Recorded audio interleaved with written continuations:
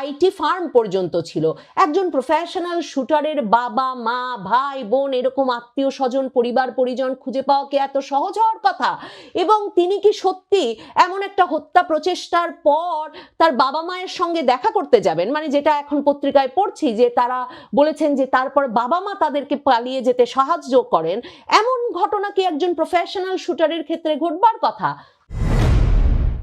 বাংলাদেশে ওসমান হাদির ওপর গুলির ঘটনার পর 1 সপ্তাহ পার হলো। গত শুক্রবার ওসমান হাদিকে দিনে দুপুরে প্রকাশ্যে জুম্মার নামাজের পর তিনি রিকশা দিয়ে যখন যাচ্ছিলেন, তখন বিজয়নগরের বক্স কালভার্ট এলাকায় মোটরসাইকেল আরোহী 2 জন যুবক এসে একজন যুবক তার দিকে গুলি ছোড়েন। ওসমান হাদি গুলিবিদ্ধ হওয়ার কিছুক্ষণের মধ্যেই সরকারের একজন উপদেষ্টা, প্রভাবশালী উপদেষ্টা, সংস্কৃতি উপদেষ্টা মোস্তফা সরোয়ার ফারুকী স্ট্যাটাস দিয়ে বলেন যে ওসমান হাদিকে একটা ভারতীয় নাম্বার থেকে বহুবার হুমকি দেওয়া হয়েছিল। আজকের হামলা সেই উদ্বেগকেই আরো স্পষ্ট করে দিল। মোস্তফা সরোয়ার ফারুকী অবশ্য তার ফেসবুক স্ট্যাটাসে জানান না যে কিভাবে তিনি জানলেন যে একটা সুনির্দিষ্ট ভারতীয় নম্বর থেকেই ওসমান হাদিকে বারবার ফোন করে হুমকি দেওয়া হচ্ছিল, এবং সরকার কেন এখন সেই নাম্বারটি, মানে যদি উপদেষ্টা জেনে থাকেন, তিনি কি বাংলাদেশের আইন শৃঙ্খলা রক্ষাকারী বাহিনীকে জানিয়েছিলেন যে এ বিষয়ে গুরুত্বের সঙ্গে ব্যবস্থা নিতে হবে? তার কাছে কি সেই নাম্বার আছে? ওসমান হাদির ফোন খুঁজলে তো সেই নম্বরটি পাওয়ার কথা। সেই বিষয়ে কি কোনো অনুসন্ধান জানানো হয়েছে? এর আগে শেখ হাসিনার বিচারের রায়ের আগে 14ই নভেম্বর কিন্তু ওসমান হাদি একটা স্ট্যাটাস দিয়ে লিখেছিলেন যে 30টি বিভিন্ন দেশের নাম্বার থেকে তার কাছে টেক্সট আসছে, কল আসছে, যেখানে তাকে হত্যার হুমকি দেওয়া হচ্ছে, তার পরিবার পরিজনের ওপর নজর রাখার কথা হচ্ছে, তার পরিবারের সদস্যদের বিরুদ্ধে হত্যা, ধর্ষণ এসবের হুমকি পর্যন্ত আসছে। কিন্তু মোস্তফা সরোয়ার ফারুকী যে একটা ভারতীয় নম্বরের কথা বললেন, সেটা তিনি কিসের ভিত্তিতে বললেন? ওসমান হাদির ওপর গুলিবর্ষণের 24 ঘন্টা পার হওয়ার আগেই ইন্টারনেটে প্রাপ্ত তথ্যাবলী বিশ্লেষণ করে এবং ওসমান হাদির ইনকিলাব কালচারাল সেন্টারের সিসিটিভি আর ওই যখন গুলি চালানো হয়েছে সে সময়কার সিসিটিভি ফুটেজ সহ নানা প্রাপ্ত তথ্যাদি বিশ্লেষণ করে একটি ফ্যাক্ট চেকিং প্রতিষ্ঠান দ্য ডিসেন্ট এবং যুক্তরাজ্য প্রবাসী আল জাজিরার সাংবাদিক জুলকারনাইন সায়েদ তারা মিলে বের করে ফেলেন যে ওসমান হাদির ওপর যিনি গুলি চালিয়েছেন তিনি একজন ছাত্রলীগ কর্মী, ছাত্রলীগের এক নেতা, এবং সেই ব্যক্তিটি ফয়সাল করিম দাউদ নামের এই ব্যক্তিটিকে ইউনূস সরকারের আমলে শেখ হাসিনার পতনের পর এই ছাত্রলীগ নেতা নভেম্বর মাসে অস্ত্রসহ ডাকাতি করতে গিয়ে আদাবরে এক প্রতিষ্ঠানে ধরা পড়েছিলেন, এবং অস্ত্রসহ ডাকাতির অভিযোগে তাকে ধরবার পরেও তিনি 1 মাসেরও কম সময়ে জামিন পেয়ে যান।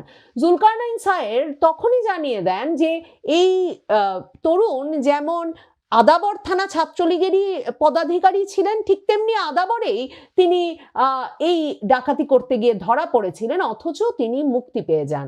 রহস্যময় ব্যাপার হচ্ছে এই নিয়ে এত এত আলাপ হয়েছে, কিন্তু কি করে অস্ত্র মামলার আসামি কার কার যোগসাজশে এমন ভাবে ছাড়া পেয়ে গেল, তাতে না আমরা ইনকিলাব মঞ্চ, হাদির সহযোগী সহকারী সহকর্মীদের কোনো ক্ষোভ দেখতে পাই, না এ বিষয়ে সরকারের কোনো ব্যাখ্যা পাওয়া যায়।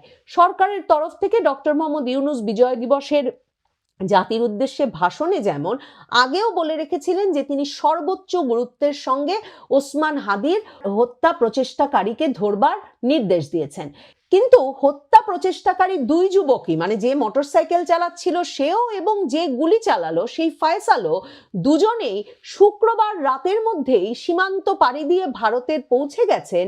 এই খবরটিও জানতে হয় সামাজিক যোগাযোগ মাধ্যমে সেই জুলকারনাইন সায়ের যুক্তরাজ্য প্রবাসী এই সাংবাদিকের কাছ থেকে। আইন শৃঙ্খলা রক্ষাকারী বাহিনী কি জুলকারনাইন সায়েরের সঙ্গে কোনো যোগাযোগ করছেন যে তিনি কি করে এতটা নিশ্চিত হয়ে বলছেন যে এই হত্যা প্রচেষ্টাকারীরা দুজনেই, মোটরসাইকেল চালক এবং হত্যা প্রচেষ্টাকারী দুজনেই সীমান্ত পাড়ি দিয়ে ভারত চলে গেছেন? কিন্তু সরকার তাহলে সেটা স্বীকার করছে না কেন এবং সেটা জানাচ্ছে না কেন? ওখানেই বা রহস্য করছে কেন? কিন্তু সরকারও যে সে সন্দেহ করে তার প্রমাণ হচ্ছে পররাষ্ট্র মন্ত্রণালয় কিন্তু ভারতের হাই কমিশনার প্রণয় বর্মাকে মন্ত্রণালয়ে তলব করে অনুরোধ করেছে যে যাতে হাদিরকে হত্যা প্রচেষ্টাকারীরা বাংলাদেশের সীমান্ত পেরিয়ে ভারত পৌঁছে গেলে ভারত দ্রুত সময়ে তাদের গ্রেফতার করে ফেরত দেয়, এবং সেটা নিয়েই এখন সবচেয়ে বেশি ক্ষোভ হাদির সহকর্মী সহযাত্রী জুলাই আগস্ট আন্দোলনের তরুণদের, যে ভারত হাদির হত্যা প্রচেষ্টাকারীকে আশ্রয় দিয়েছে। কিন্তু কেউ প্রশ্ন তুলছেন না যে বাংলাদেশের সরকার কি করে এমন একটা হাই প্রোফাইল ঘটনার পর সীমান্তে যথাযথ নিরাপত্তা জোরদার করতে পারলো না, কিভাবে এ দুজন যানবাহনের পর যানবাহন পাল্টে ঢাকা থেকে সীমান্ত পর্যন্ত গিয়ে ময়মনসিংহ সীমান্ত দিয়ে পার হয়ে গেলেন। মানে সরকার যে কি করতে পারতো এক্ষেত্রে, সেটার সবচেয়ে বড় প্রমাণ কিন্তু সরকারই দিয়েছে। যখন জানা গেল, একেবারে নিশ্চিত করে জুলকারনাইন স্যার বলছেন যে তিনি একেবারে শতভাগ নিশ্চিত যে হত্যা প্রচেষ্টাকারী দুজনই ভারত পালিয়ে গেছেন, তখন সরকার অবৈধ পথে ভারতে পালিয়ে যেতে সহায়তার অভিযোগে দুজনকে গ্রেফতার করেছেন। এ দুজন রীতিমতো হালুয়াঘাট, ধোবাউড়া, শেরপুর এলাকায় সীমান্ত দিয়ে অবৈধ পথে লোকজন এবং মালামাল পারাপারের সিন্ডিকেটটা নিয়ন্ত্রণ করে। সেই অভিযোগে মানে পুলিশের কাছে তার মানে এখন রীতিমতো খবর আছে যে ওই সীমান্ত দিয়েই পাড়ি দিয়েছে, কিন্তু সরকার এখনো স্বীকার করছে না যে হাদির হত্যা প্রচেষ্টাকারীরা পালিয়ে গেছে, যে কারণে পুলিশ কিনা হালুয়াঘাট, ধোবাউড়া, শেরপুর এলাকার সীমান্ত দিয়ে যারা পারাপার করেন সব সময় এবং যারা ওই সিন্ডিকেট নিয়ন্ত্রণ করেন, ওই দুজনকে গ্রেফতার করে এনেছে।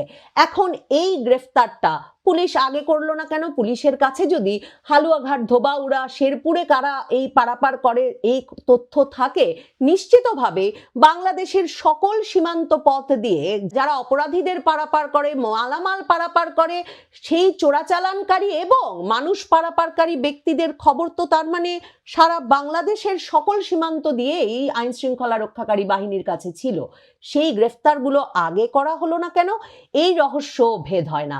এই প্রশ্ন অবশ্যই মনে জাগে যে 2024-এর আগস্টের পর থেকে তো আওয়ামী লীগের নেতা, কর্মী, সমর্থকরা যেমন, তেমনি সেনাবাহিনীর শীর্ষস্থানীয় জেনারেলেরা যাদের বিরুদ্ধে মামলা হচ্ছিল, যাদের বিরুদ্ধে নানা রকম অভিযোগ আসছিল, তারা তো সীমান্ত পাড়ি দিয়ে ভারত চলে গেছেন।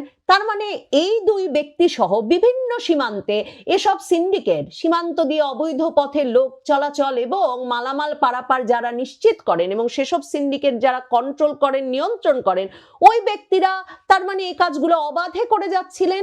এতদিন পর হঠাৎ করে দুজনকে গ্রেফতার করে আনলো পুলিশ। এই প্রশ্নগুলোর উত্তর তো সরকারকে গুরুত্বের সঙ্গে দিতে হবে।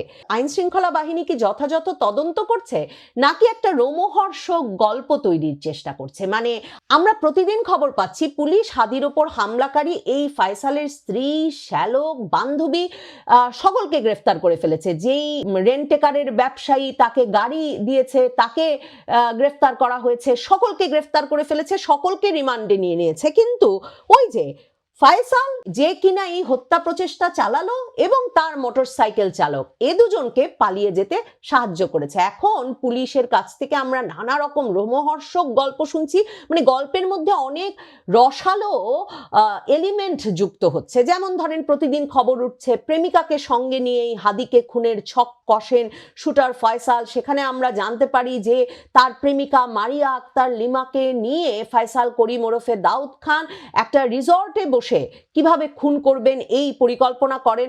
সাভারের ওই রিসর্টে গিয়েও তদন্ত চালিয়ে এসেছে গোয়েন্দা বাহিনী।